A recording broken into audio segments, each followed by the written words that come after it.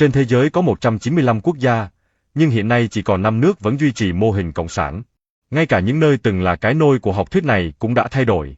Điều đó khiến nhiều người đặt câu hỏi, vì sao mô hình ấy vẫn tồn tại, dù đời sống của người dân xứ đó đa phần rất khó khăn.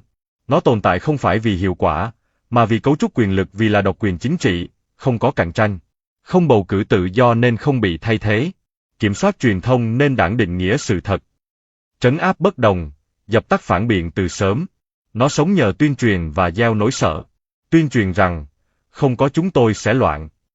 Tạo ra nỗi sợ mất việc, mất an toàn, bị cô lập, và vì thói quen, nhiều thế hệ chưa từng biết lựa chọn khác. Khi con người quen sống trong cái xấu, họ sẽ gọi nó là bình thường.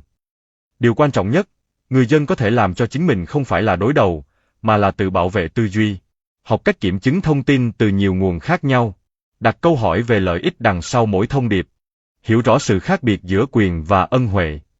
Học cách nghi ngờ có phương pháp, không hỏi ai nói, mà hỏi, ai được lợi. Thông tin này có được kiểm chứng độc lập không? So sánh nhiều nguồn khác nhau, đặc biệt nguồn ngoài hệ thống. Học lịch sử và quyền con người ngoài sách giáo khoa. Lịch sử đa chiều, sẽ giúp thấy mô hình nào lặp lại thất bại. Hiểu vì sao các nước bỏ chế độ cộng sản. Và tìm hiểu quyền con người. Tự do bền vững, thường bắt đầu từ tư duy độc lập, năng lực cá nhân và sự hiểu biết.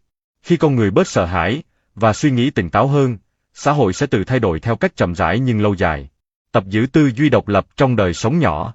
Không lặp lại khẩu hiệu, không xúc phạm người bất đồng, dám nói, tôi chưa chắc điều này đúng.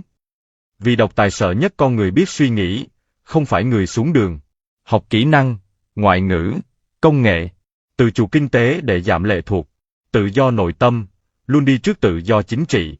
Một hệ thống tồn tại nhờ tuyên truyền chỉ suy yếu khi con người học cách suy nghĩ cho chính mình.